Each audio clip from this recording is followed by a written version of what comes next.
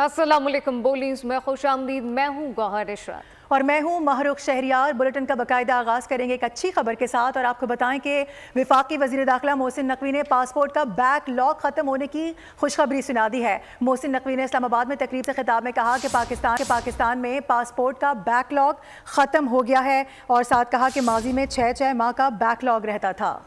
इस मुतालिक मजीद कहा गया कि बैकलॉग ख़त्म हो गया है। मासी में 6 माह के बैकलॉग को ख़त्म किया। पासपोर्ट ऑफिस और नादरा के दरमियान मसाइल को भी हल कर लिया गया है। अवाम को बाज़ाब्ता तरीके से शनाख्ती कार्ड और पासपोर्ट फराहम किए जा रहे हैं और दोनों के इतनी ज़्यादा इम्प्रूवमेंट है कि हम फ़ख्र से लोगों को बता सकते हैं कि आप हमारे सेंटर्स में जाएं, आपको इज़्ज़त भी मिलेगी, आपका काम भी जल्दी होगा और आपको वो जो जिस मकसद के लिए आपका पासपोर्ट है, आईडी कार्ड है, कोई चीज़ है, वो आपको इमीडिएटली और टाइमली मिलेगी जिस तरह हमने आपसे वादा किया है। तकरीबन 14 से 16 शहर हैं जहाँ पे नादरा के 24 आवर्स खुले होते हैं और वहाँ पे सर्विस अवेलेबल होती है। हम विद इन 7-8 डेज वहाँ पे अपने पासपोर्ट के काउंटर्स बना के लोगों को उन 16 शहरों में या 14 शहरों में फौरी तौर पर 24 घंटे पासपोर्ट की फैसिलिटी दे दें।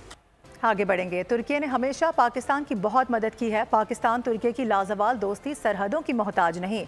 वफाकी वज़ीर इत्तलात अता तारड़ ने तकरीब से खिताब में कहा कि पाकिस्तान में टर्किश कल्चर सेंटर बनने से सकाफत को फ़रोग मिलेगा। पाकिस्तान तुर्की के ताल्लुकात वक्त के साथ साथ मजबूत होते जा रहे हैं। आपको बता रहे हैं कि तुर्की ने हमेशा पाकिस्तान की बहुत मदद की है। पाकिस्तान तुर्की की लाजवाल दोस्ती सरहदों की मोहताज नहीं है, कहा गया है। वफाकी वज़ीर इत्तलात अता तारड़ की जानिब से एक तकरीब से वो खिताब कर रहे थे जिसमें उन्होंने कहा कि पाकिस्तान में टर्किश कल्चर सेंटर बनने से सकाफत को भी फ़रोग मिलेगा। साथ ही साथ कहा कि पाकिस्तान तुर्की के ताल्लुकात वक्त के साथ साथ मजबूत हो रहे हैं। सिंध के सीनियर वजीर शर्जील इनाम मेमन का कहना है कि रेड लाइन BRT मनसूबा कराची के मुसाफिरों के लिए गेम चेंजर साबित होगा। इसमें मज़ीद ताख़ीर के मुताहमिल नहीं हो सकते। शर्जील मेमन की ज़ेर सदारत आला सतही इजलास में रेड लाइन मनसूबे की पेशरफ का जायज़ा लिया गया। बस डिपोज और टर्मिनल के तामीराती काम में पेशरफ और यूटिलिटी की मुंतकली जैसे चैलेंजेस समेत दीगर पहलुओं पर तबादला ख्याल किया गया। शर्जील मेमन ने कहा कि हुकूमत सिंध कराची के शहरियों के लिए जदीद मौसर और माहौल दोस्त ट्रांसपोर्टेशन सिस्टम फराहम करने के लिए पुरअज़्म है। अदालती कार्रवाई से मुतालिक आपको बताएं तो इस्लामाबाद की मकामी अदालत ने बानी PTI की अहलिया बुशरा बीबी की 4 मुकदमात में उबूरी जमानत मंजूर कर ली है। ड्यूटी जज शब्बीर भट्टी ने PTI की 26 नवंबर के एहतजाज पर बुशरा बीबी के खिलाफ दर्ज मुकदमात में उबूरी जमानत की दरख्वास्तों पर समाअत की है। आपको बताएं कि बुशरा बीबी वकला के हमरा अदालत में पेश हुई। अदालत ने बुशरा बीबी की उबूरी जमानत 13 जनवरी तक मंजूर कर ली है। 50-50 हज़ार के मचलके जमा कराने का हुक्म दिया गया है। आपको इस हवाले से बता रहे हैं इस्लामाबाद की मकामी अदालत ने बानी PTI की अहलिया बुशरा बीबी के 4 मुकदमात में उबूरी जमानत को मंजूर कर लिया है। बताया जा रहा है कि ड्यूटी जज शब्बीर भट्टी हैं जिन्होंने PTI के 26 नवंबर के एहतजाज पर बुशरा बीबी के खिलाफ दर्ज मुकदमात में उबूरी जमानत की दरख्वास्तों पर समाअत की है। बुशरा बीबी वकला के हमरा आज अदालत में पेश हुई हैं। अदालत ने बुशरा बीबी की उबूरी जमानत 13 जनवरी तक के लिए मंजूर कर ली है।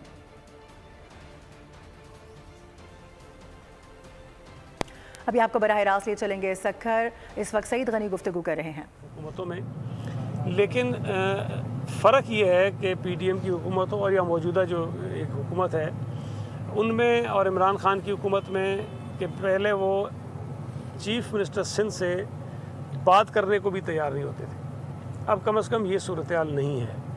बात होती है, मीटिंग्स होती हैं, जो हमारे एतराज़ात हैं वो सुने जाते हैं, बातें सुनी जाती हैं और उनको हल करने की यकीन दहानियाँ कराई जाती हैं। लेकिन मैं ये समझता हूँ कि सिर्फ बातों की हद तक ये नहीं होना चाहिए।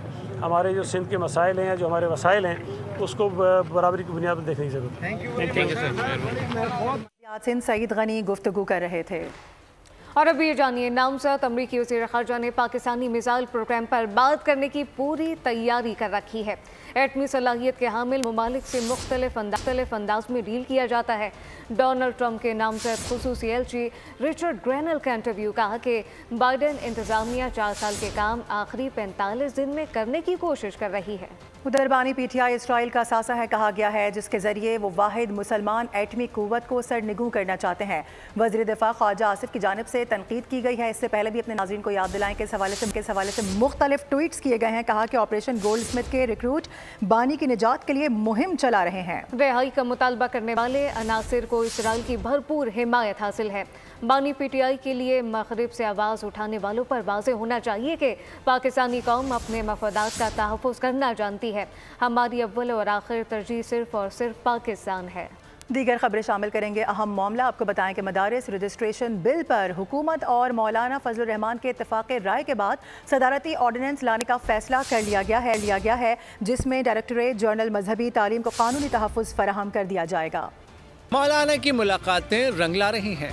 मदारिस रजिस्ट्रेशन बिल पर इत्तफाक राय के बाद सदारती ऑर्डिनेंस लाने का फैसला किया गया है। सदर आसिफ अली जरदारी ऑर्डिनेंस जारी करेंगे। इस ऑर्डिनेंस का फैसला वज़ीर आज़म शहबाज शरीफ की मौलाना फजलुर रहमान और सदर आसिफ जरदारी से मुलाकातों में किया गया। JUI समेत दीगर स्टेक होल्डर्स ने इस ऑर्डिनेंस पर इत्तेफाक किया। नए ऑर्डिनेंस में डायरेक्टरेट जनरल मजहबी तालीम को कानूनी तहफ़्फ़ुज़ फराहम किया जाएगा। इसके अलावा सोसाइटी रजिस्ट्रेशन तरमीमी एक्ट के तहत मदारिस को कानूनी तहफ़्फ़ुज़ दिया जाएगा। ये ऑर्डिनेंस मदारिस रजिस्ट्रेशन बिल के गज़ट नोटिफिकेशन के बाद जारी किया जाएगा। सब्सक्राइब करें और बेल दबाएं ताकि कोई खबर रह न जाए।